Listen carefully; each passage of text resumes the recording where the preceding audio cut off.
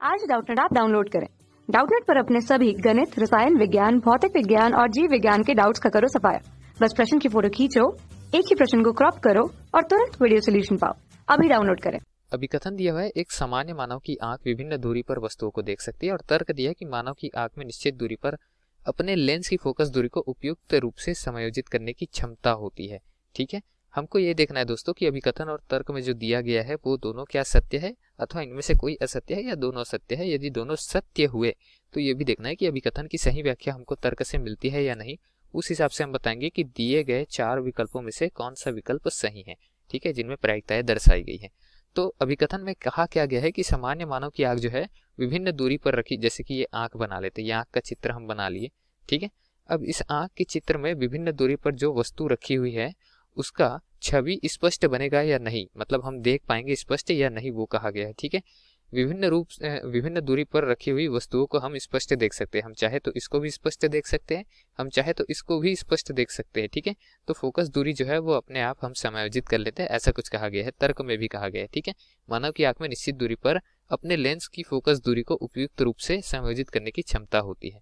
तो दोस्तों अभिकथन में जो दिया गया है वो सत्य है।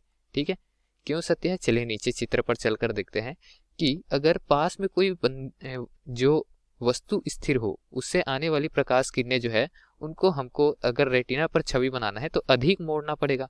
तो अधिक मोड़ने के लिए हम यहाँ बल लगाते हैं, ठीक है, अपने सिलियारी मांसपेशियों पर बल लगाते हैं, जो कि यहाँ पर जो लेंस है, नेत्र लेंस, उसको मोटा कर देता है। मोटा कर दे रहा है मतलब क्या है कि इस उत्तल लेंस की क्षमता बढ़ा दे रहा है, ये उत्तल लेंस की तरह व्यवहार कर रहा है और क्षमता को यहाँ पर बढ़ा दिया जा रहा है हमारे जो सिलियारी मांसपेशियां हैं उनमें दबाव डालकर। ठीक है, अब क्षमता बढ़ाने से क्या होगा, प्रकाश की किरणें जो है वो अधिक मुड़ेगी, प्रकाश की किरणें सीधी नहीं जाएगी, अधिक मुड़ेगी और अधिक मुड़कर ये हमको कहीं यहाँ रेटिना पर प्राप्त होगी और रेटिना पर प्रकाश किरणें काट रहे हैं, मतलब यहाँ पर फोकसित हो रही है। और फोकसित हो रही है मतलब यहाँ क्या बनेगा, छवि अथवा प्रतिबिंब बनेगा जो हमको स्पष्ट रूप से दिखाई देगा। इसके आगे पीछे अगर बढ़ रहा है तो स्पष्ट दिखाई नहीं देगा। ठीक है, अगर वस्तु दूर पर रखी हो तो दूर पर वस्तु रखी आने वाली प्रकाश किरणें समांतर आएगी, मुड़ी हुई नहीं आएगी। मुड़ी हुई इस स्थिति पे आ रही है, दूर पर रखी तो समांतर आएगी। अब समांतर प्रकाश किरणों को ये बहुत अधिक मोड़ देता, ठीक है, तो हम क्या करते हैं, इसको थोड़ा सा आराम देते हैं, जो हमारी सिलियारी मांसपेशियां है उसको आराम देते हैं। तो ये क्या है, जो दब कर मोटा हुआ था वो सिकुड़ कर पतला हो जाएगा और पतला होने से क्या होगा, ये कम क्षमता वाला, चलिए लिख देते हैं, कम क्षमता वाला उत्तल लेंस की तरह व्यवहार करेगा, जो प्रकाश किरणों को समांतर वाले को मोड़ेगा तो, लेकिन उतना नहीं मोड़ेगा जितना पहली स्थिति पे मोड़ रहा था।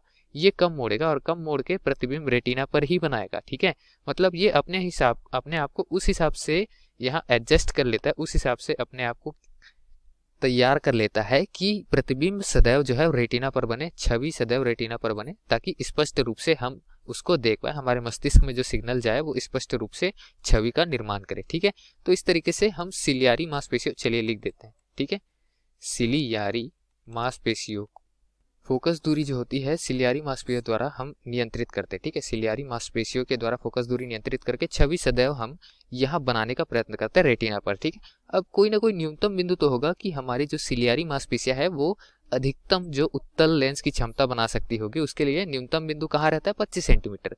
इससे कम की चीजों को हम अच्छे से नहीं देख पाएंगे स्पष्ट, क्योंकि छवि जो है इतना अधिक नहीं मुड़ेगा प्रतिबिंब की छवि रेटिना पर बन जाए अगर नजदीक ला दे तो। ठीक है, और अगर दूर रखा जाए तो हमारा दूर बिंदु तो अनंत पर रहता है, क्योंकि समांतर ही किरणें आएगी। ठीक है, और समांतर किरणों को हम बना सकते हैं, यहाँ पर इतना कम सिकोड़ सकते हैं इसको। ठीक है, तो इस तरीके से जो तर्क दिया गया है, कहा गया है कि मानव की आंख में निश्चित दूरी पर अपने लेंस को फोकस दूरी को उपयुक्त रूप से समायोजित करने की क्षमता होती है, वो सही दिया गया है। ठीक है, सत्य दिया गया है। और ये सब किसके द्वारा होता है, जो सिलियारी मांसपेशियां होती है उनके द्वारा नेत्र लेंस की फोकस दूरी को नियंत्रित करके होता है। ठीक है, तो दोनों सत्य दिए गए हैं और अभिकथन के सत्यापन के लिए हमने तर्क का उपयोग किया था, इस वजह से हम कहेंगे कि अभिकथन तर्क दोनों सही हैं और तर्क जो है अभिकथन की सही व्याख्या करता है, जो कि हमको विकल्प क्रमांक ए पे दिया गया है। अतः विकल्प ए दिए गए प्रश्न का सही विकल्प है दोस्तों, बाकी विकल्प गलत हो जाते हैं।